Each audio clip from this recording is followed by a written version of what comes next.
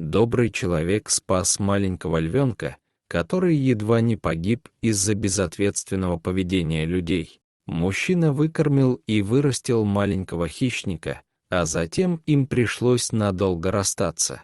Мужчина и взрослый лев встретились только через 7 лет, и в этот момент произошло что-то шокирующее. Однажды богатая семья решила завести в качестве домашнего питомца настоящего маленького львенка, однако люди даже понятия не имели, как обращаться и чем кормить совсем еще юного хищника. К счастью, Мейсон узнал об этом детеныше и забрал голодного и очень ослабшего львенка у богачей, после чего отвез его в питомник для диких животных, где парень мог ухаживать за зверьком и даже тренировать его. В тот момент львенок был больше похож на крупного, совершенно беззащитного котенка. Мейсон решил назвать детеныша Киара, как героиню мультфильма «Король лев». Самой главной угрозой для жизни Киары в тот момент была проблема с костями. Из-за малоподвижного образа жизни и недостатка физической активности у предыдущих владельцев львенок практически не мог стоять на своих лапах и сразу падал, как только пытался сделать это. Видя страдания бедняжки, Мейсон взял на себя инициативу вылечить Киару. Он получил все необходимые разрешения и документы для того, чтобы обеспечить ей персональный уход и реабилитацию.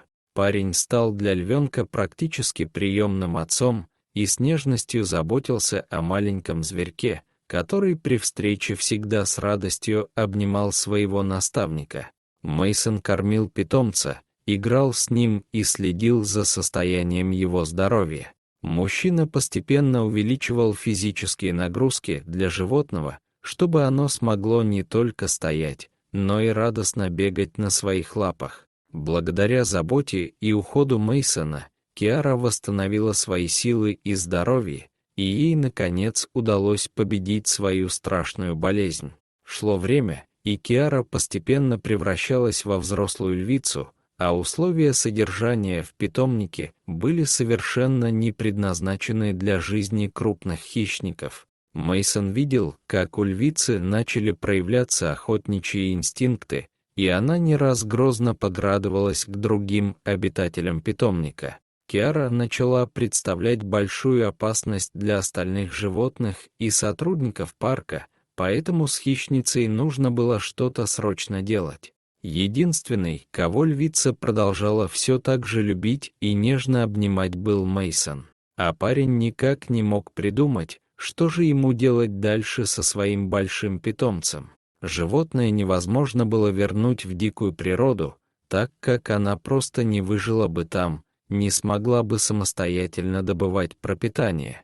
И ни один прайд львов не принял бы чужака к себе.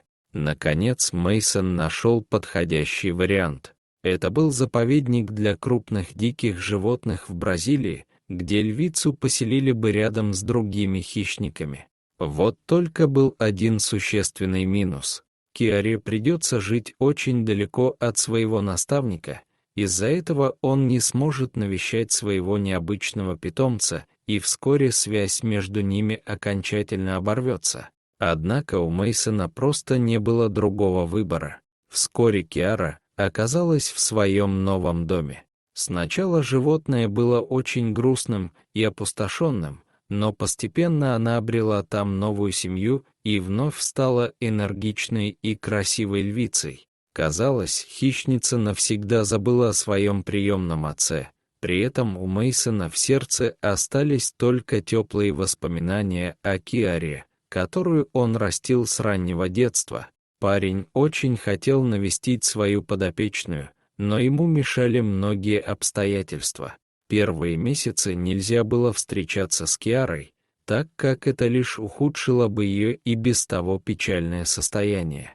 Помимо этого, Мейсону нужно было ухаживать за другими дикими животными и работать, чтобы финансово обеспечивать себя и свою семью. Тем не менее, он никогда не оставлял надежду вновь встретить своего большого друга. Через 7 долгих лет у Мейсона наконец появились деньги и время, чтобы отправиться в Бразилию. Парень беспокоился только об одном: узнает ли его Киара через такой большой промежуток времени и позволит ли хотя бы приблизиться к себе. Мейсон добрался до ограждения и направился к львице, сильно переживая о том, что произойдет в ближайшие минуты. Сотрудники заповедника позволили опытному ветеринару зайти в вольер к хищнице, при этом предупредив, что он делает это под свою ответственность. Это было очень опасно, ведь если большая хищница не вспомнит своего бывшего наставника, то их встреча после долгой разлуки могла закончиться очень печально. Киара давно уже находилась рядом с другими львами и все это время жила по их законам. Наконец Мейсон открыл ворота вольера и вошел внутрь, а Киара в этот момент казалась очень нетерпеливой и ходила по своей территории. Когда парень позвал животное по имени, она ожесточенно начала царапать дверцу вольера.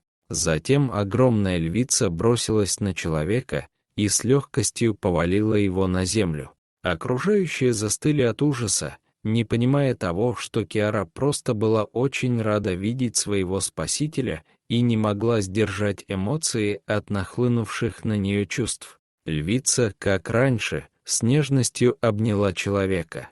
В этот момент грозный хищник вновь превратился в маленького пушистого котенка, который был безумно рад встретить своего приемного отца.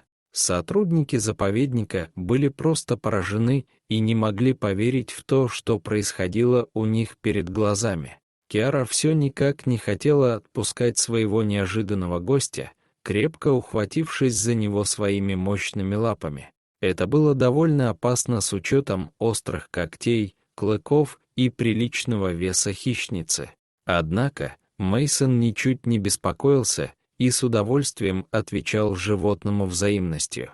Прошло долгих 7 лет, а Киара ничуть не забыла своего спасителя и друга, показав нам, что даже самые большие хищники могут стать преданными и верными друзьями. Дорогие зрители, если вам понравилось это видео, то ставьте лайк и подписывайтесь на наш канал. До свидания.